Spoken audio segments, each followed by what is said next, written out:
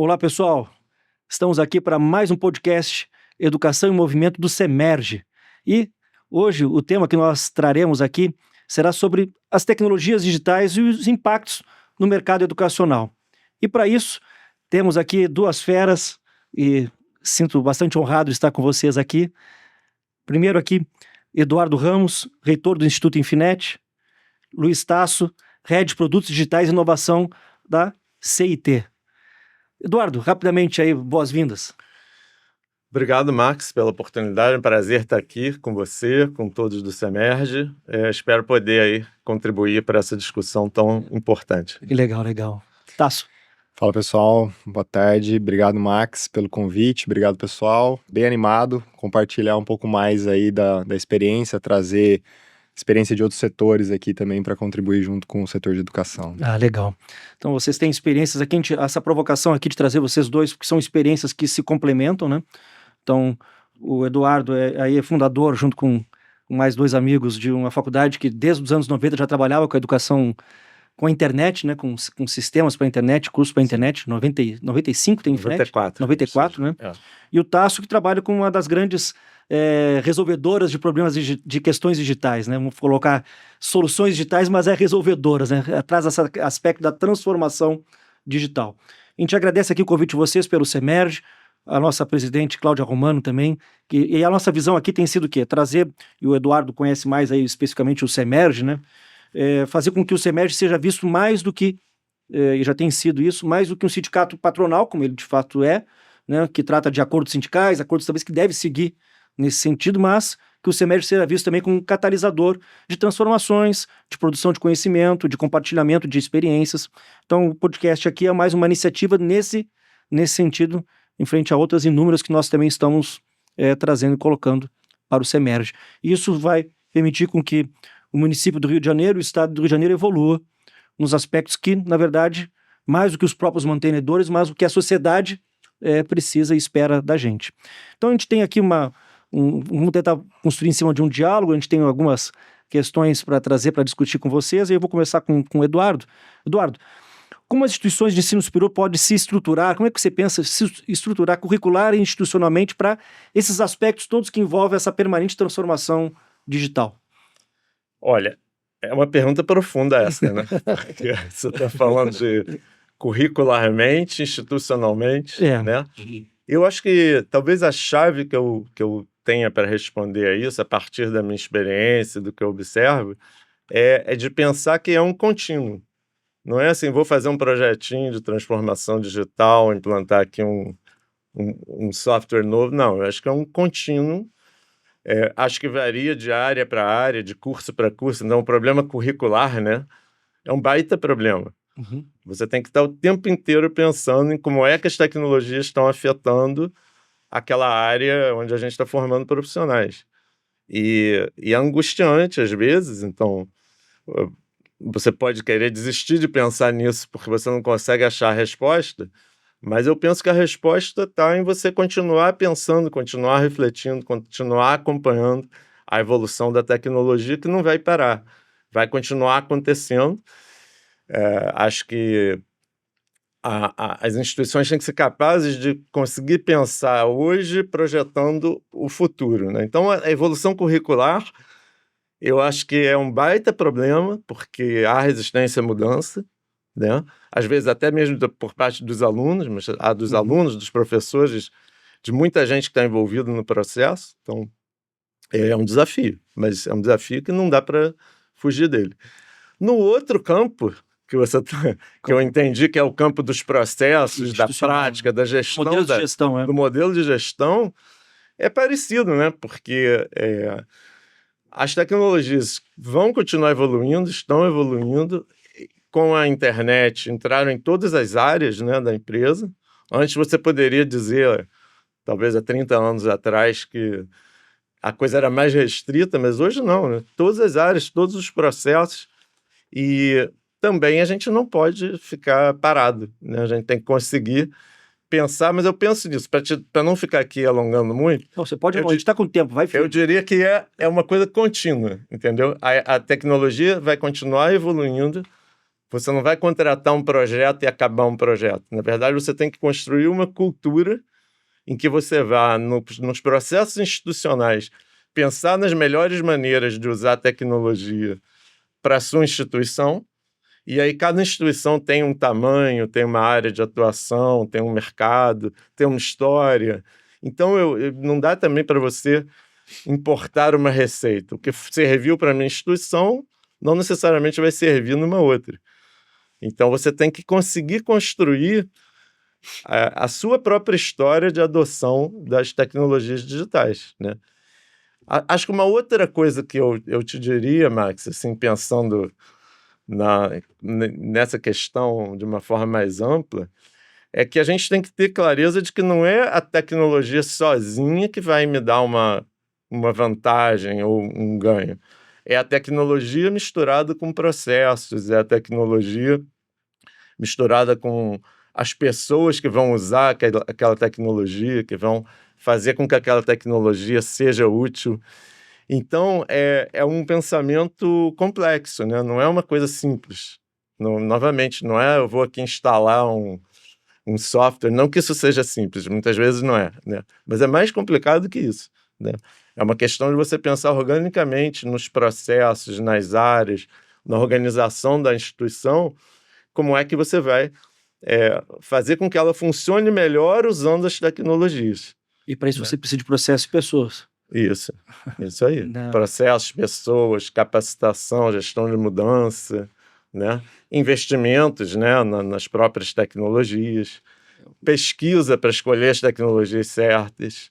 Né? O investimento tem a ver com aquele dilema do inovador, né? Que assim, por que eu vou investir em algo se eu sempre tive um retorno, as minhas mensalidades sempre vieram pensando, né?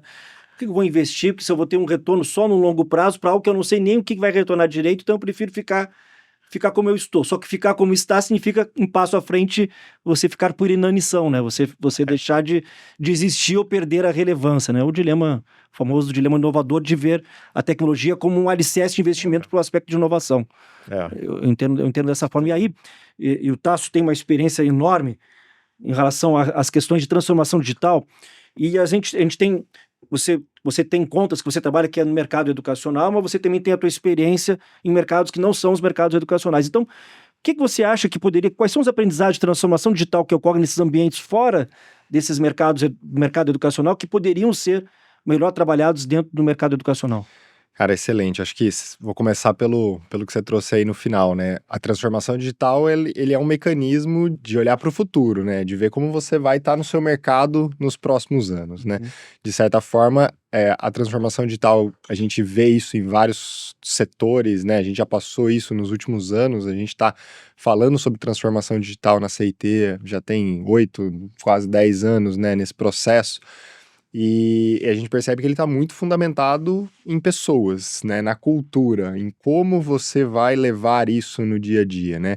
É sobre uma cultura de experimentação, é sobre uma cultura de produto, de design, de dados, né? Fazer com que as suas pessoas dentro dos seus times ali de produto, né, que estão produzindo, que estão levando a experiência para o seu aluno ou para o seu cliente final, fazer com que essas pessoas estejam pensando de uma maneira diferente, né? Então a transformação digital também passa por isso, de certa forma.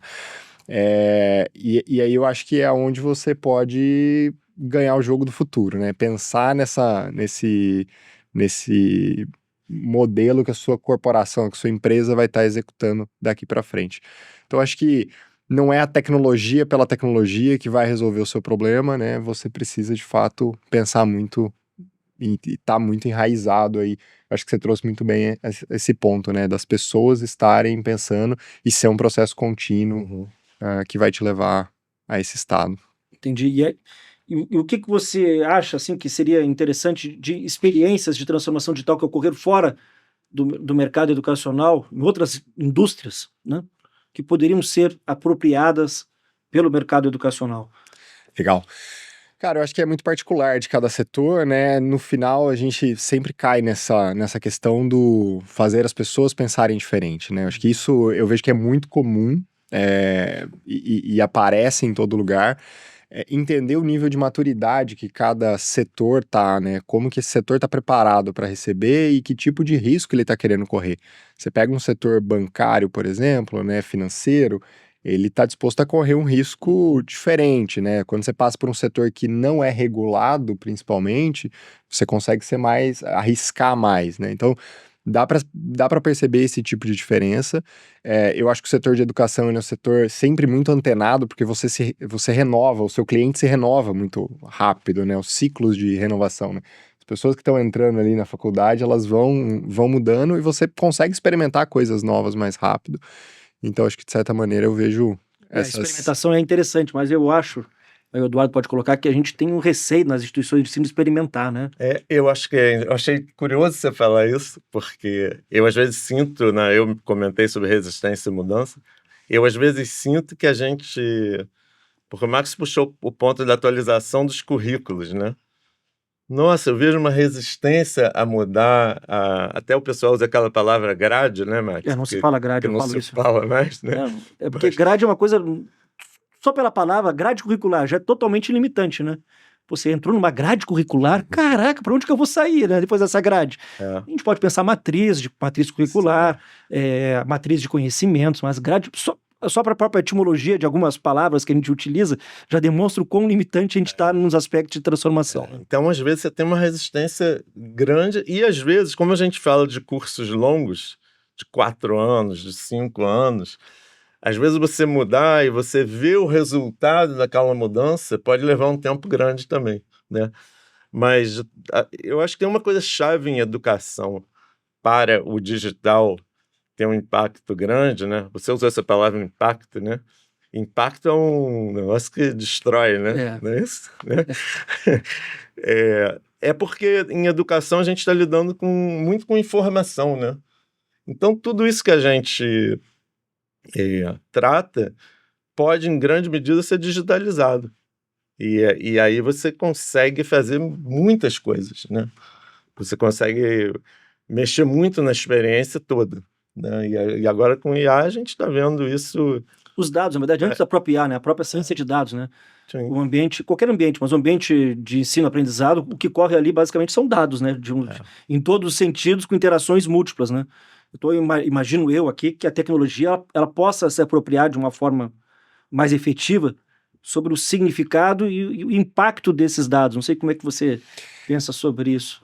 Que eu acho que tem um desafio para todos os setores, de novo, né? Trazendo uma visão de setores, são os dados. Eu acho que aqui você tem um ecossistema riquíssimo de dados que você pode aproveitar de N maneiras, né? Desde você falar sobre uma simples recomendação ou uma hiperpersonalização que você pode dar para o seu aluno. Hiperpersonalização, gostei. Então... Só que você tem que ter os seus dados, né? E aqui eu acho que vem essa questão da transformação digital, né? Eu volto nesse ponto. Quem conseguiu domar esses dados? Quem conseguiu captar esses dados e ter eles, de certa forma, organizados dentro da sua corporação para conseguir agora beber o benefício disso, gerando valor, né? E gerar valor real. Porque não é um processo simples, né? Por mais que você fale aí de inteligência artificial generativa que está na hype... Né, uma inteligência artificial generativa, sem você ter os seus dados, ela é algo pasteurizado no mercado, né? Todo mundo vai ter aquele acesso. Sim. O que vai fazer a diferença, de fato, são os dados que você tem dentro de casa. E esses dados precisam estar, de certa forma, estruturados, né? A gente falou aqui. Estruturados, organizados, e você entender o que você quer usar eles, né? E eu acho que até numa linha de uma visão estratégica, né? Para onde a sua corporação quer ir, para onde a sua instituição quer ir, que tipo de objetivo você tem ali dentro para te levar para lá, né? Você quer ser uma instituição mais disruptiva dentro do mercado, né? Ou não? Eu acho que esse é o grande ponto do lance de dados, assim, hoje no mercado. Não, eu acho que tem uma relação enorme com a missão da instituição, com o propósito da para onde ela quer ir, quando ele falou que a transformação digital ela faz sentido, primeiro você tem que saber onde você quer transformar é um verbo que diz o seguinte, você sai de um estado para o outro, né? Você quer se transformar daqui para o quê? Para onde, né? No quê? Então, assim, que tem a ver com propósito, como você está colocando aqui. Agora, eu acho que eu entendo que é inescapável, entendeu? A gente tem uma não que a gente deve criticar a tecnologia, né? A gente deve ter N preocupações com questões éticas novas, questões legais novas que surgem. questões até mesmo de o que essa tecnologia está fazendo com cada pessoa, com a saúde mental das pessoas, com as relações de trabalho dentro da organização. Tem uma série de questões para a gente considerar que vêm junto. Mas a tecnologia, ela vai continuar evoluindo, vai continuar... Eu não quero que seja um fatalista, né? Nem um futurólogo, mas o que eu percebi ao longo do tempo é que a tecnologia, ela está entrando cada vez mais, né? E sempre entrou, né? Sempre foi assim, só que a tecnologia digital ela tem uma velocidade de impacto muito maior que outras tecnologias, mas ela...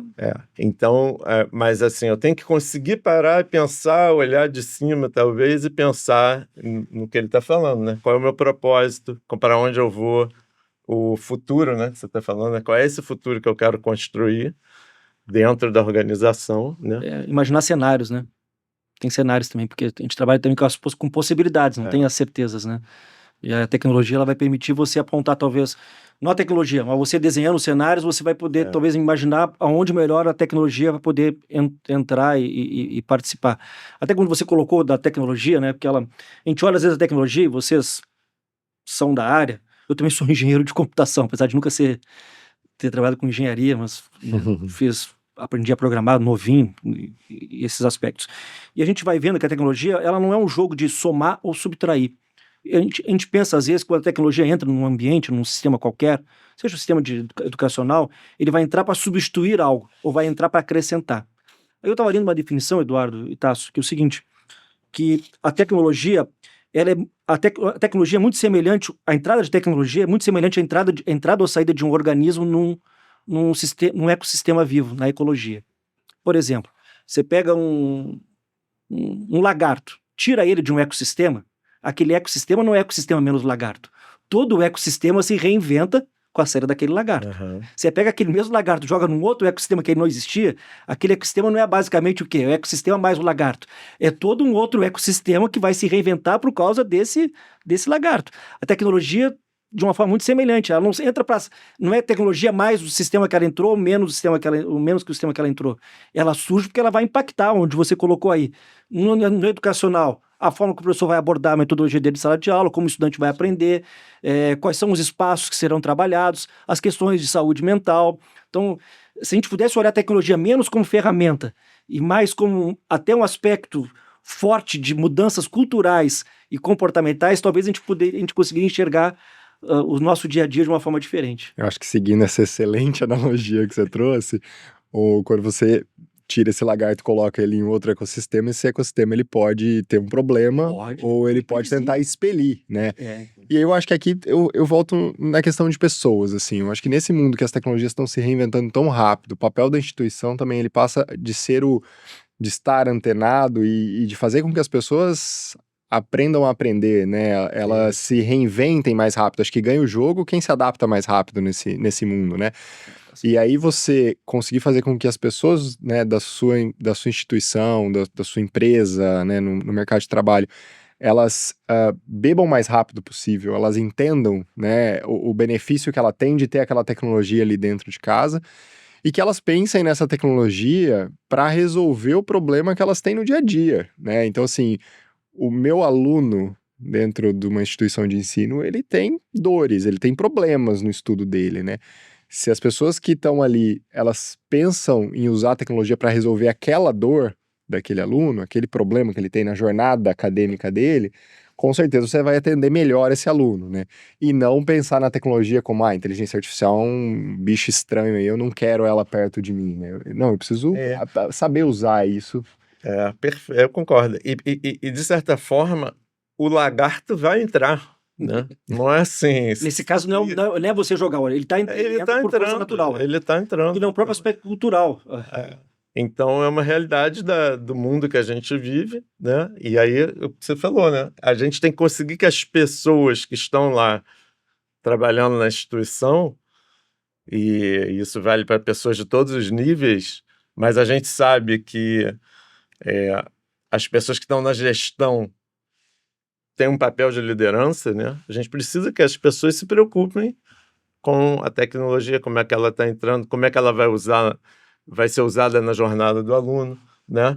E às vezes ela pode atrapalhar a jornada do aluno, né?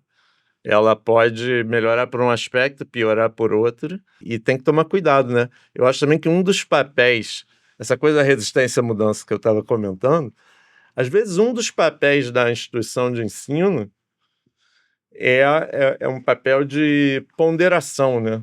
Por isso a gente tem muitas vezes professores, coordenadores, conselhos, colegiados, né? Isso, por um lado, pode te deixar numa inação, né? Mas, por outro lado, pode te levar a ponderar, a refletir e adotar mudanças de uma forma mais criteriosa. Então, a gente cansa de ter experiência com tecnologias que são hype, né? Como você falou, né? Você usou a palavra aí, né? Hoje a inteligência artificial generativa está no pico do hype, né? Agora, eu devo mudar tudo para isso? Né? O que eu faço em relação a isso? Você falou na engenharia de computação, né? A gente na engenharia de computação, engenharia de software, toda hora tem questões dessas, né? Mas, no fundo... Questões que surgem lá no debate entre os professores. Questões que surgem do tipo, não, vamos adotar a linguagem tal, vamos mudar, precisa mudar. Sempre tem uma coisa nova, porque a tecnologia está aí mudando, evoluindo e tal, né? Você tem que ter também uma capacidade de refletir, de ponderar e de entender se é realmente melhor mudar ou não, adotar ou não uma certa tecnologia, fazer ou não uma certa mudança no currículo. E aí tem ponderações para fazer, né? Mas tem que fazer essas ponderações, eu acho que à luz da visão de que existe um futuro que vai ser diferente. As tecnologias estão aí, estão mudando, não dá para ficar parado. Agora, qual é a velocidade que você quer mudar? Tem que ser também a velocidade que as pessoas consigam se adaptar, que você não perca... dar conta. Não perca o elan institucional, o aspecto... Não perca o propósito, não perca os benefícios na jornada do aluno, né? Como ele falou, porque eu posso piorar também, né? Eu posso, de repente, adotar aí... eu vou botar todas as correções de prova agora vão ser feitas por IA generativa, né? Será que vai ser bom isso? Será que não vai, né? Tem que tomar um certo cuidado com isso, né? Agora, então, esse é um bom ponto, né? Posso fazer correções não estou falando de múltiplas escolhas, né? Escolha simples, estou falando de questões subjetivas, dissertativas e tal. Usando IA, a resposta sem dúvida dá para fazer. E você ter correções... Tem que ter uma calibragem muito bem feitas. Mas você tem que pensar em como é que você vai fazer isso, pensando no processo como um todo, né? Por um lado, você pode dizer, olha, a IA vai dar feedbacks ótimos para o aluno. Mas você tem que fazer o que você falou, né? Tem que calibrar. Vai dar mesmo feedbacks ótimos para os alunos? Né? Eu tenho que testar isso aí, eu tenho que entender. Aí eu tenho que entender o que o professor vai fazer com aquilo, o que o aluno vai fazer com aquilo, como que o aluno vê aquilo. Na vida real, as pessoas já têm resistências ideológicas à adoção de IA, né? Não sei se vocês já se depararam com isso, mas eu já, né? Na família. Na família, na escola, né? Você pode ter pessoas que, não, isso foi criado por IA, não serve, né? Já tem isso acontecendo, né? Já tem uma certa discriminação. Então, a coisa tem que ser feita com calma, entendeu? Agora, também não ficar parado. Né? Eu acho que esse balanço daí é que tem que ser construído. Eu vou perguntar para o Tasso algo sobre isso, mas até aproveitando esse momento, a tecnologia tem uma capacidade muito grande de fazer o tal de aprendiz de feiticeiro, né? Que é aquele desenho do Mickey, né? Que ele pensa que tem muito poder e o feitiço vira contra o feiticeiro. Sim. Né? A tecnologia está cheia, porque o uso de tecnologia, seja de qualquer época da humanidade, quem a cria não é o melhor julgador de aonde essa tecnologia vai chegar. Quem a cria isento, pensando, poxa, eu criei para esse fim específico. Só no que ela se transforma é algo totalmente imponderável. Tem inúmeros exemplos. Tem um exemplo que eu gosto de usar, é o seguinte, tal de Gutenberg, que criou a prensa, né, do século XV. Ele era um católico fervoroso. Ele quis o quê? Vou fazer a prensa para imprimir a Bíblia, para que todo mundo possa ter acesso à Bíblia como eu tenho como católico. 30, 40 anos depois, essa invenção virou contra a Igreja Católica. Por quê? Porque o Lutero criou a reforma contra a reforma, criou a reforma da Igreja Católica porque pôde ter a leitura da Bíblia que foi impressa pelo Gutenberg, interpretá-la e jogar contra a Igreja Católica. Então, o feitiço virando contra o feiticeiro. E aí, Tasso, é o seguinte, você é o cara que... Uma empresa, vamos pegar aqui, uma empresa educacional, chega, Tasso, quero fazer a transformação digital aqui na minha instituição. Quero mudar tudo. Como é que você consegue dizer para o cara que não é tudo? Ou, de repente, você diz que tem que mudar tudo, mas como é que é a sua postura aí? Tá fazendo pergunta fácil, né? Pois é. Cara, assim, o que a gente tem visto no mercado nesse momento é que tem muita gente ainda correndo atrás dessa transformação digital, né? Eu acho que isso é super... acho que é o momento, né, de muita gente correr atrás disso. E eu acho que a gente tem que, primeiro de tudo, entender onde que essa empresa tá, né? Eu acho que o mapeamento do estado atual, assim, olhar para a empresa e entender que tipo de dor ela tá tendo e para onde ela quer ir, o que distancia ela desse futuro que ela tá buscando, né? E aqui eu acho que passa por várias metodologias que a gente tem, né, de entender de fato esse momento. Eu acho que todo mundo nesse momento está buscando ser mais eficiente, né? Então, assim, o advento de não ter se transformado está travando as companhias, está fazendo com que elas, de certa forma, não consigam responder a tempo às novas tecnologias ou a levar uma experiência disruptiva e digital para o seu cliente final. Então, é muito importante a gente entender o porquê que ela tá querendo se transformar e por onde a gente começa. Eu acho que não existe uma transformação digital que ela comece por todos os lugares. Eu acho que se você fizer isso, provavelmente você vai ser muito mal sucedido. Uhum. Então, acho que o começar pequeno é super importante, entender o seu primeiro movimento, criar alguma referência, porque é um movimento que você vai criar resistência dentro da companhia, né? Você vai colocar um jeito diferente de fazer que vai fazer com que nem todo mundo aceite de primeira, nem todas as pessoas topem esse jogo, assim, né? Eu vou citar um exemplo de dentro de casa, né? A CIT, ela é uma empresa de 94, inclusive, legal, né? mesmo no Web do Infinite. Que a todo momento se reinventou muito rápido, né? Quando o mercado aqui no Brasil começou a falar de ágil, a gente já estava falando de ágil há anos, assim. Então a gente já estava super bem posicionado nesse sentido. Quando a gente começou a falar o mercado começou a falar de transformação digital, a gente já tinha feito transformação digital em alguns bancos. E agora, com o advento de inteligência artificial, nós estamos sendo disruptados também, porque a maneira como se constrói software também está mudando, né? E acho que, de certa forma, é a primeira vez que o nosso mercado também sofre... as agruras da tecnologia. Exato. Né? Até então, a gente estava transformando o mercado dos outros, né? E agora a gente passa a ter que transformar o nosso próprio mercado. E essa é uma leitura bacana, legal. Porque vem num ponto sobre a inteligência artificial, né? Quando a gente se viu nesse cenário, a gente criou uma plataforma interna, né, de inteligência artificial para acelerar a adoção das nossas pessoas. A gente sabia que as nossas pessoas elas precisavam começar a usar esse negócio para mudar. E eu tô falando disso lá em 2023, assim, no primeiro momento que surgiu, a gente já tava falando de como adotar. E a gente falou, puta, cara, nós estamos no mercado que as nossas pessoas já são digitais, né?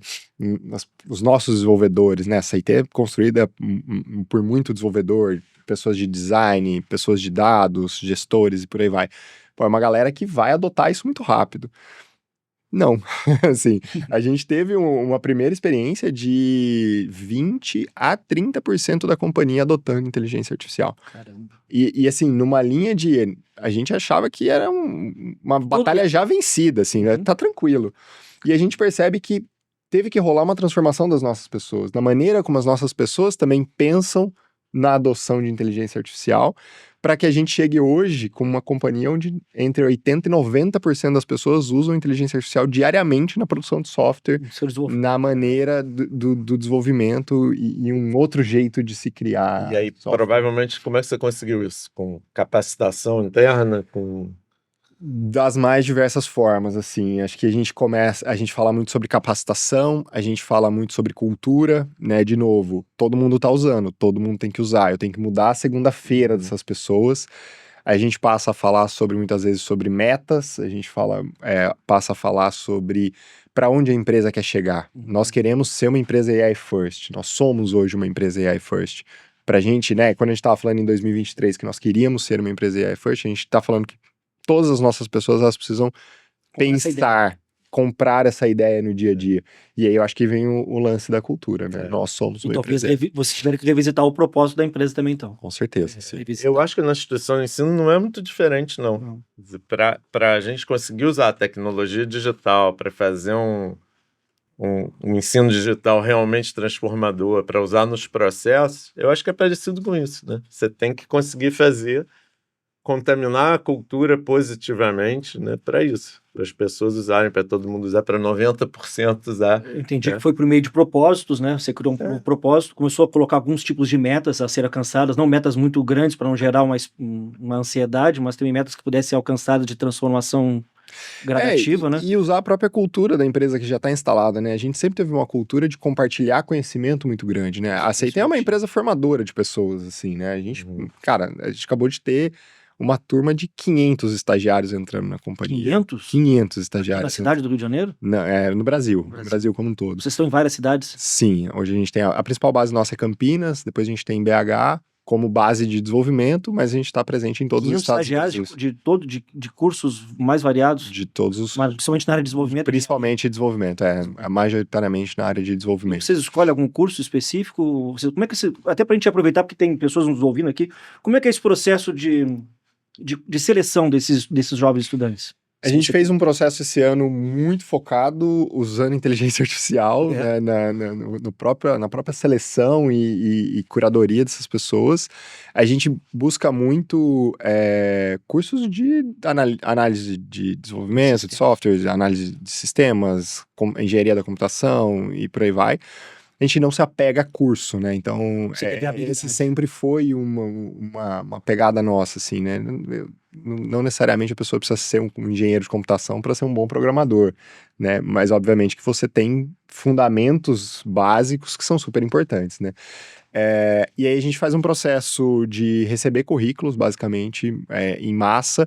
Esse ano, se eu não estou enganado, a gente está falando de quase 20 mil pessoas. Pode ser que eu esteja errando os números aqui, mas é um volume muito grande. 40 por vaga foi. E aí a gente vai fazendo uma seleção em cima de como essas pessoas... Uma primeira seleção de currículo, obviamente, né? Depois, através de testes e refinando até... Os currículos você refinava por IA também, não? Procurava palavras-chave ou skills? Hoje, na verdade, boa parte do nosso processo de seleção de pessoas em geral, né? A Aceitem, ela mantém um volume de vagas muito alto no mercado hoje. A gente mantém ali em torno de 300 vagas abertas por mês. E aí, com um volume de candidatos muito alto todo mês, chegando de currículos, é inevitável que eu tenha que escalar isso usando inteligência artificial. E aí tem vários mecanismos para tirar viés, para ser um processo... Mas depois tem um recrutador que vai observar sempre. Com certeza, com certeza. A gente vai ter lá, nas últimas etapas, um recrutador, uma pessoa técnica, uma pessoa de RH, uma pessoa da gestão, olhando, né, um olho no olho, uma conversa, um negócio bacana ali para entender aquele perfil. Mas a gente já parte de uma curadoria muito melhor para chegar ali com os candidatos, porque se a gente tiver que entrevistar o volume de pessoas necessárias para fechar 300 vagas todo mês... Não vai dar. Não dá, né? Eu não ganho escala. Então, super importante. Isso é interessante, né, Eduardo? Para as nossas instituições, a gente vê assim que é um mercado muito efervescente.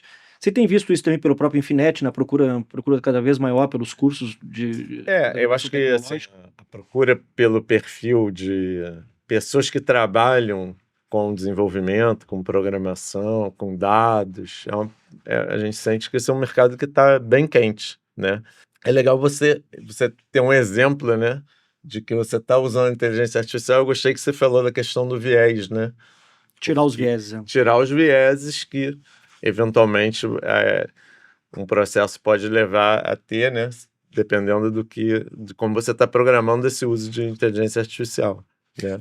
É super importante, sempre que você vai pensar no uso de inteligência artificial, você pensar numa governança, em algo que te fale sobre isso, porque senão você corre um risco muito grande, né? E enviesa de uma velocidade gigantesca, né? Quando vê, tá enviesado. Exato. A IA tem a tecnologia tem essa característica, enviesou, e tá muito pelo perfil também, às vezes, você tem que ter governança, como você falou, para não depender de uma pessoa, né? Que pode ficar pelo viés do recrutador também, pode ficar pelo viés do analista de recursos humanos, pode ficar enviesado geralmente fica enviesado pela pessoa, né? que alimenta ali os processos de dados, que alimenta os dados e acaba enviesando na tomada de decisão. Poxa, muito bacana esse teu... impressionante o número que você colocou aqui. Eu acho legal aqui trazer o processo de inteligência artificial, do uso de inteligência artificial em outras áreas, né? Assim, eu tô falando aqui que a nossa empresa, que é uma empresa de tecnologia, de desenvolvimento de software, onde a minha pessoa desenvolvedora precisa usar a inteligência artificial para desenvolver código. Esse é o nosso core. Mas eu sou uma empresa também que precisa recrutar. Então, a minha área de RH hoje está aculturada dentro de um propósito de ser uma empresa AI first, a usar inteligência artificial para melhorar os seus processos. Assim como a sua área de marketing. Assim também. como a minha área de marketing hoje consegue reduzir o tempo de produção de conteúdo de uma maneira absurda usando inteligência artificial. Eduardo, como é que você tem visto aí, estou botando até uma parte pedagógica, como é que você tem visto aí, se tem práticas que o Infinet tem adotado, né, para poder fazer essa junção das linguagens, plataformas, esses comportamentos digitais? Como é que vocês têm trabalhado isso no currículo e na prática pedagógica? Talvez olhando, se você quiser um direcionamento, olhando pelas características do professor. Como é que você vê o professor interagindo com esse ambiente todo? Olha, eu acho que em primeiro lugar, né, voltando à história toda da missão e tal, né, você tem um projeto pedagógico institucional por trás, né? Você tem uma pedagogia que você quer que seja, que você acredita, ou que está dentro da missão da sua instituição, do público que você atende, que está por trás da sua entrega, da jornada do aluno que você quer proporcionar, né? Então, acho que começa por aí. Lá no nosso caso, a gente tem uma visão muito forte de aprendizado baseado em projetos, de aprendizagem ativa. Então, a gente tem uma área de treinamento, design educacional, né, que treina os professores, que trabalha junto com os professores para construir essa experiência, visando construir essa experiência. E aí, todo o projeto pedagógico dos cursos, né, a matriz curricular, as propostas de unidades curriculares, tudo é pensado para levar essa experiência. E aí, a maneira de você usar uma tecnologia, por exemplo, para fazer, a gente usa muito o que a gente chama de teste de performance, né? Que são atividades em que o aluno vai fazer... Que tem a ver com a avaliação formativa mesmo. Isso. Ele vai executar alguma coisa e vai receber um feedback sobre aquela coisa que ele vai executar. Por exemplo, ele vai produzir um código, né, para resolver um problema de software, né, ou ele vai escrever alguma coisa. Aí tudo depende da competência que você está trabalhando, mas o trabalho do professor ele vai ser construído em cima disso, e a gente tem acho que uma preocupação muito grande, né, de que as coisas fiquem alinhadas. O uso da tecnologia, ele é muito natural, sabe, Max? Na maneira como a gente vem trabalhando, desde, sei lá, eu acho que desde 2006 a gente já usa no presencial o Moodle, por exemplo. O LMS. Um LMS. Então a gente vai trabalhando nisso de uma forma muito, assim, hoje muito hoje todo mundo fala de LMS, né? Mas há 20 anos atrás, poucas instituições trabalhavam de LMS. O Infinet, eu me lembro que há 20 anos já tinha um computador para cada estudante. Já tinha um computador para cada estudante. Então, aí isso permitia, já naquela época, que o nosso aluno, durante a aula, pudesse fazer práticas. Isso, já tinha um computador para cada estudante. E também usar o Google durante a aula. Hoje ele pode usar o ChatGPT, o Gemini, durante a aula. Então, o que é a aula, né? A aula passa a ser uma experiência muito diferente daquelas aulas que a gente tinha quando a gente estava na faculdade, em que o professor tinha um monopólio de informação. Sim, né? Hoje o professor ele tem que estar ali sendo muito mais um facilitador, uma mediador, pessoa que dá feedback, que traz uma experiência da vida dele, acadêmica ou de mercado, que o aluno não tem, e que complementa, né, às vezes, aquilo que o aluno está vendo ali na prática. E aí que você está colocando aqui, quando o Tasso começou a falar, ele falou, no início da fala dele, ele falou algo que eu gosto muito de falar, cultura de experimentação. Sim. Você tem que ter essa cultura de experimentação. Cultura de experimentação. Ele falou também uma coisa boa, que é ensinar o aluno a aprender. Né? Talvez o grande papel nosso seja instigar a curiosidade no aluno. Qual é o diferencial, né, de um profissional de Claro que são vários diferenciais, mas um muito forte que joga ele para frente é curiosidade. É curiosidade. E a gente, numa instituição de ensino, tudo que a gente não pode ser é aquele lugar em que... Marasmo. E que o aluno fica ali vendo aquela aula que ele dorme, né? Não, ele tem que estar na aula ativo, querendo aprender, resolver um problema, fazer um projeto, criar um software novo, usando uma maneira nova de trabalhar, experimentando. Imaginar ali o GPT como um parceiro de programação, né? Exato. Você estava falando sobre há 20 anos atrás usar a LMS, né?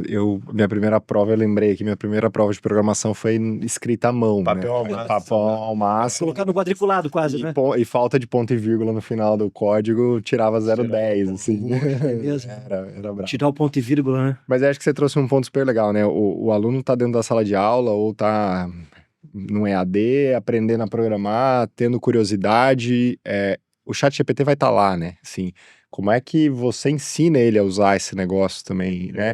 Ou como é que a sua instituição ajuda a domar esse negócio, né?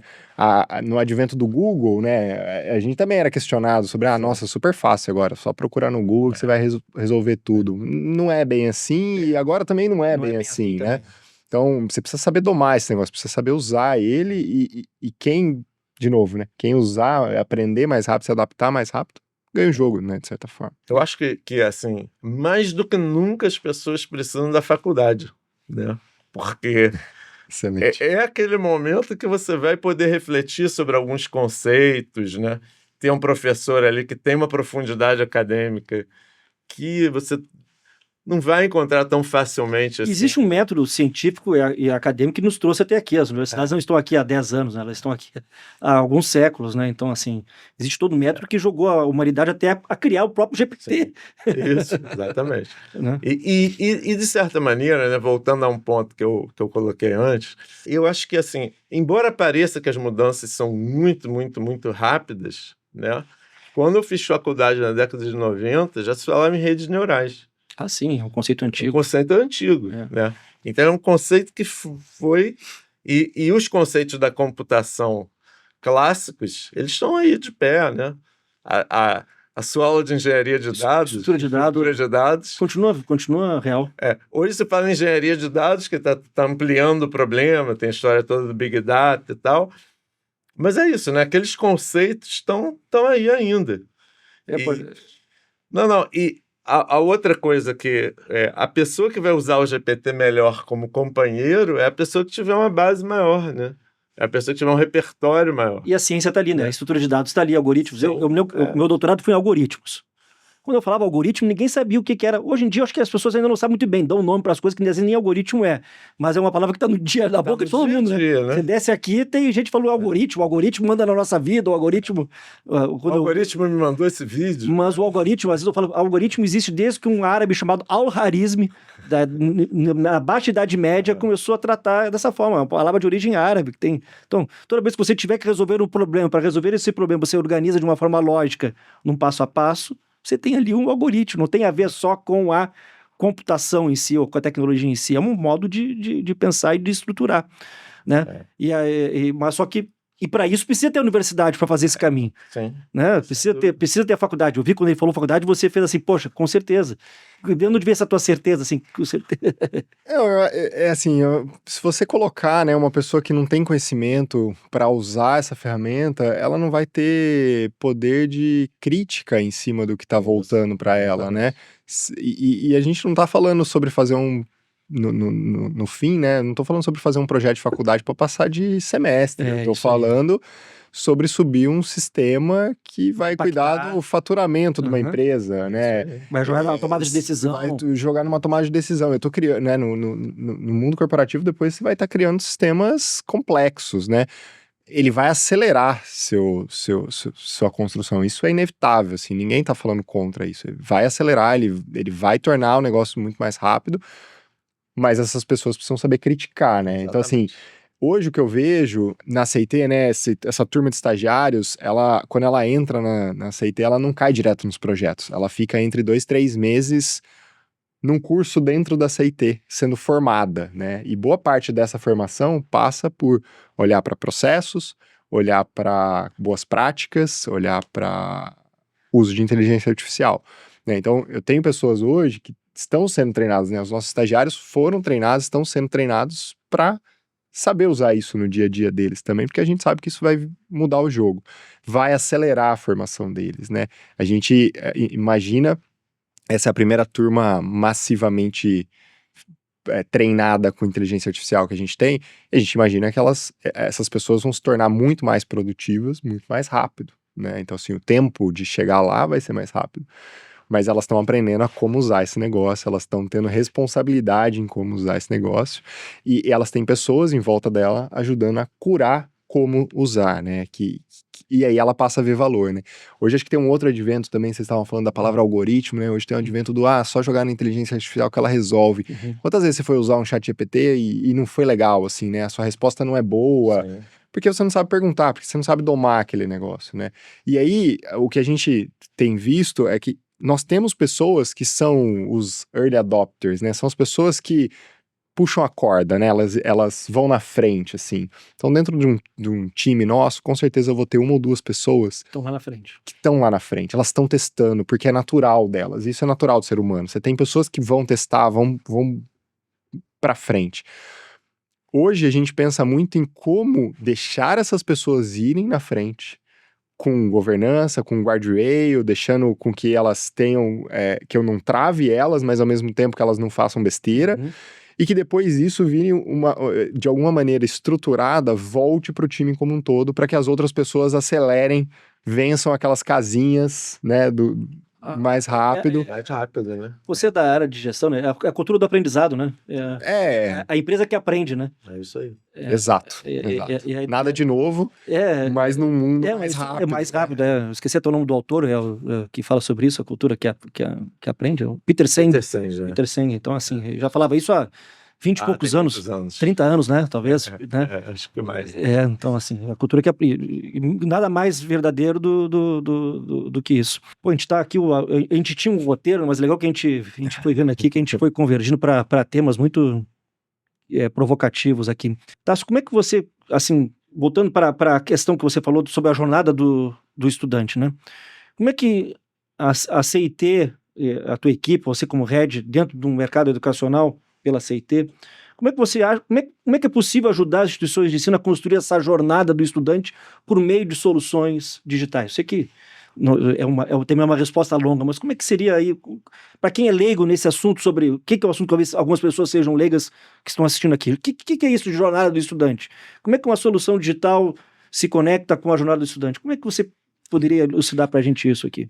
Bom, acho que de certa forma eu vou acabar tocando em tecnologia, né? Sim, então, assim, quando você pensa em uma jornada digital, você está pensando em jogar tecnologia dentro dessa jornada. Mas o que é essa jornada? Acho que entender como é que seu aluno navega dentro da sua instituição, né?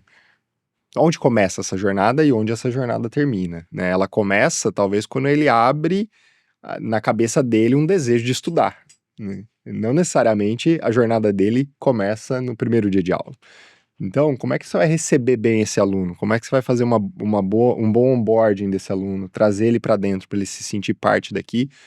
Toda essa jornada de estudo dele, né? Por onde ele passa dentro da sua instituição? Por quais sistemas?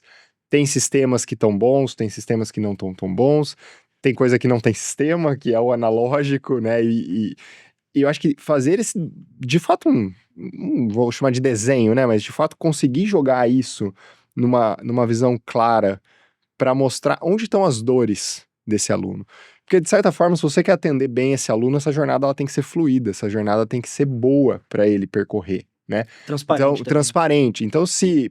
Eu vou dar um exemplo bem bobo aqui, mas se esse aluno ele tem um problema todo mês de emitir um boleto, e você percebe que essa é uma dor mensal dele... E não toma uma decisão sobre isso? E não toma uma decisão sobre isso, ou você está resolvendo alguma coisa muito mais importante, e que bom que você está resolvendo essa coisa mais importante, ou você está deixando esse aluno sofrer à toa, né? E você tirar essas coisas do caminho do aluno vai tornar essa jornada mais fluida, vai tornar essa jornada melhor. Então, acho que eu colocaria aqui uma visão de você trazer uma jornada clara, bem escrita, colocando quem são os atores envolvidos em cada etapa dessa jornada, quais são os sistemas que estão envolvidos, e trazer as dores, né? Acho que sempre que você pensa num processo de transformação, de te levar a um outro lugar, ter um mapeamento do estado atual, ter o mapeamento da visão para onde você quer ir e saber qual é esse gap que você tem do estado atual para um estado futuro. E esse gap muitas vezes vai passar por essas dores que você tem dentro da sua jornada. Acho que começa por aí, né? E depois, obviamente, você tem que pensar em priorização disso, que dor que você vai resolver primeiro, que dor tá mais acionável. Muitas vezes pensar ali nas frutas baixas, né? Às vezes eu resolvo um problema em 15 dias, e que é um problemão do meu aluno, né?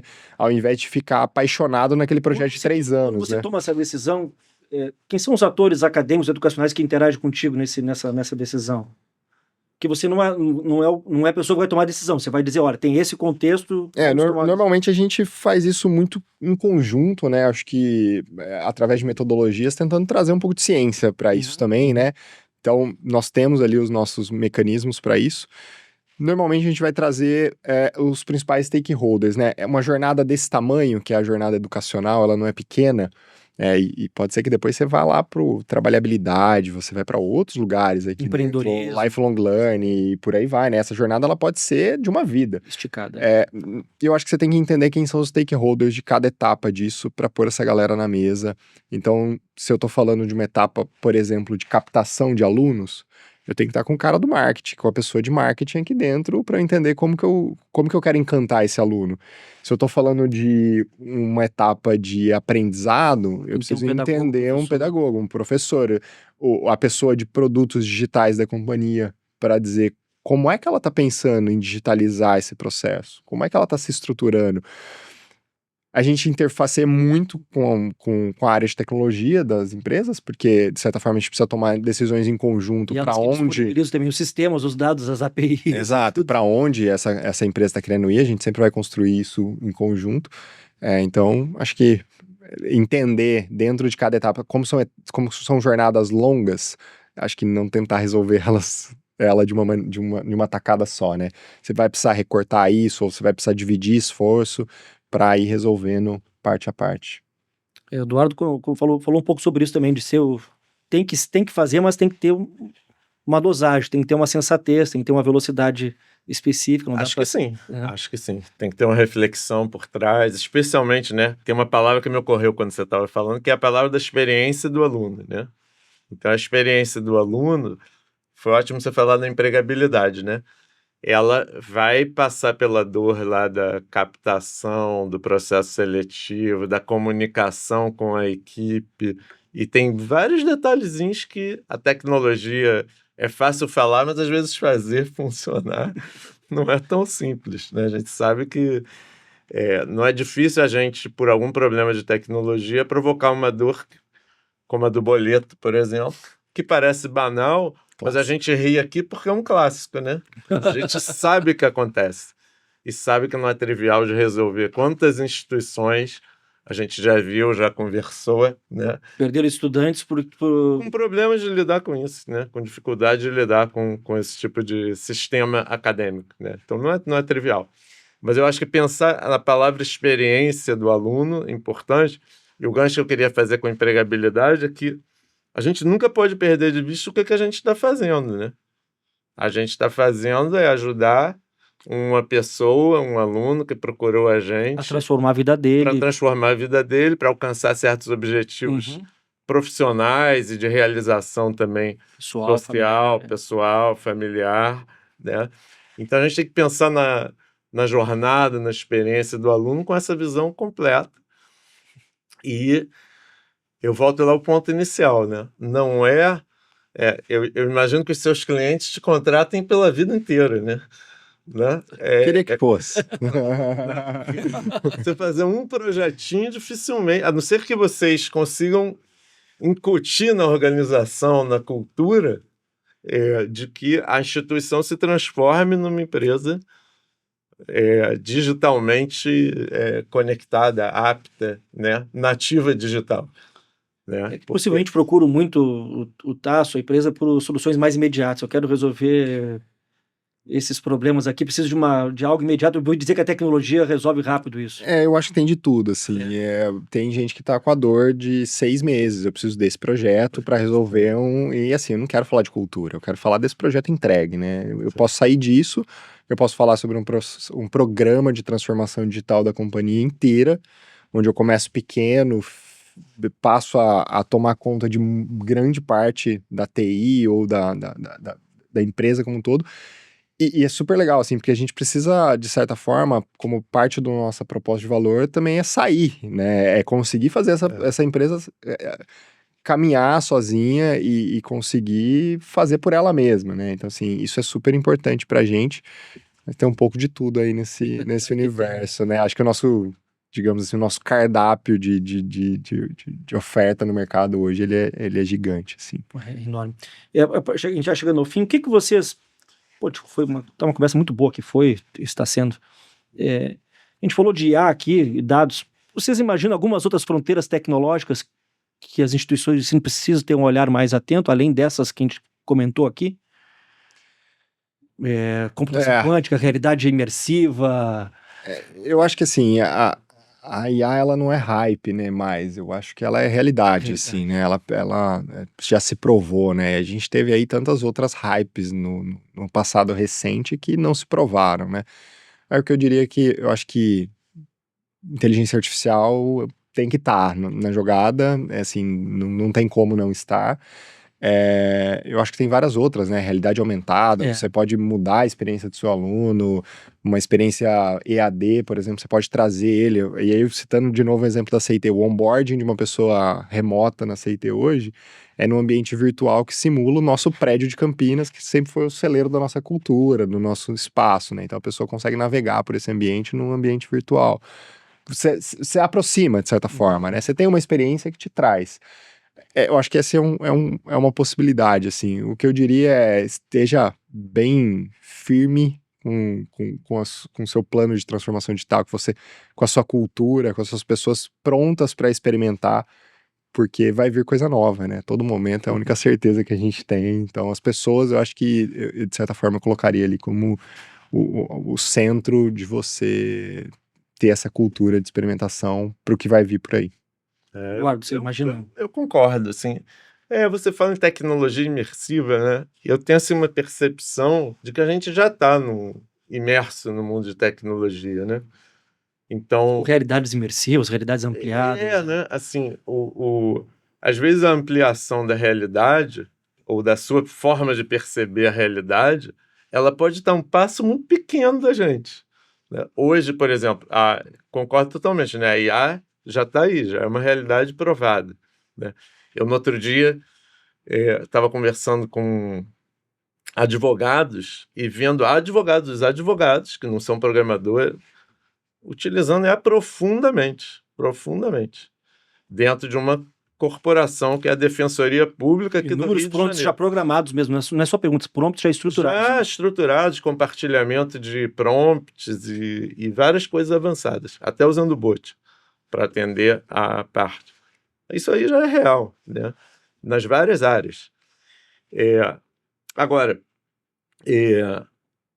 daqui a pouco, de repente, você vai ter Já existe, né? Já existe um dispositivo que escuta tudo que você está acontecendo no seu dia. Tudo. Você pode andar, né? Você, né? Um colarzinho, você bota no bolso e tal, escuta tudo e depois você pode... Qual era o nome mesmo daquela pessoa que me apresentou ali quando eu cheguei ali no estúdio? De repente ele vai te dizer, né? Então isso já é um tipo de imersão, de tal, diferente, né? Mas que já está aí, né?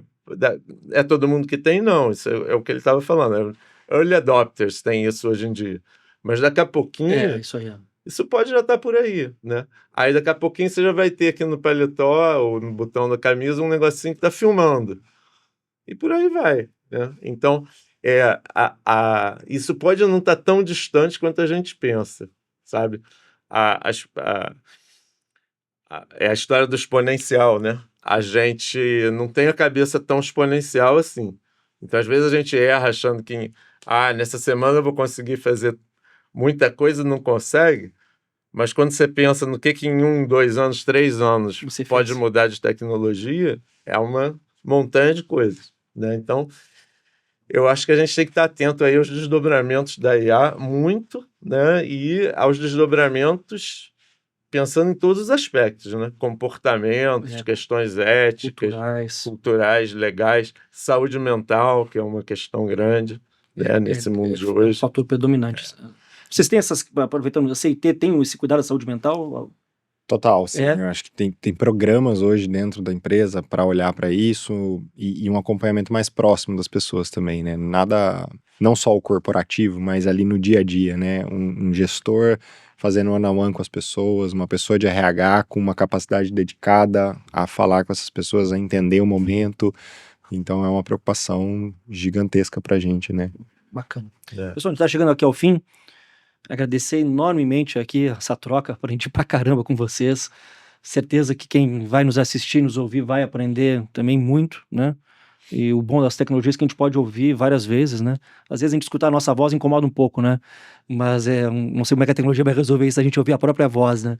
De repente pode colocar vozes simulando a nossa voz com a nossa fala, né? Mas não a nossa voz, então a gente discute melhor. Eu não sei de fato se o que incomoda é a gente escutar os nossos pensamentos ou escutar a nossa forma de falar. Mas adorei estar aqui com vocês. Certamente os associados do CEMEG, não só os associados, porque esse podcast ele é aberto ao público, ele vai receber muitos insights aqui dessa conversa, né? Ficaram inúmeras questões aqui. Importante que fiquem sempre questões abertas, né? O poder de uma pergunta bem feita, né? O poder de uma pergunta bem feita, de uma troca bem feita, é o que faz a gente ir evoluindo. Tasso, tuas considerações finais? Primeiro, muito obrigado aí pelo convite, foi um prazer dividir com vocês aí, aprendi pra caramba também. Eu acho que tá aí, né? A tecnologia tá mudando o jogo, acho que a gente tem que entender esse momento dela, fazer com que a gente consiga surfar essa onda e aprender. Eu acho que esse é aprender, evoluir, fazer com que a gente vá em frente aí. O Alvin Toffler, né, que o Eduardo conhece, não sei se você conhece, mas é um autor dos anos 70, né? Ele escreveu Choque do Futuro, A Terceira Onda, né? Ele falava que os analfabetos do século XXI não seriam aqueles que não saberiam ler nem escrever, né?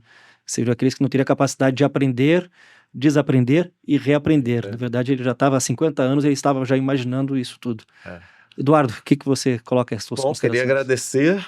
Acho que é isso, né? Acho que a palavra aprender é ótima, né? A gente tem que continuar querendo aprender mais, a gente precisa de continuar aprendendo mais, nenhum de nós está pronto, né?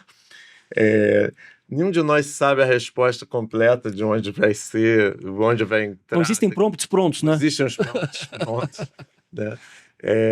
E acho que eu queria parabenizar o CEMERGE, você, a Cláudia, porque essa é uma iniciativa ótima, só de fazer a gente pensar, se encontrar e, de repente, ter as pessoas que vão ver, né, ouvir a gente, né, mesmo que a voz, a gente não queira ouvir a própria voz, né? Mas que vão aproveitar, né, dessas perguntas abertas. Isso, perguntas abertas. Né? Bacana demais, tá? Muito obrigado mesmo. Pessoal, tivemos aqui mais um podcast do CEMEG Educação em Movimento, nosso 3º episódio. Então, assistam, compartilhem e venham conosco. Um grande abraço a todos e todas.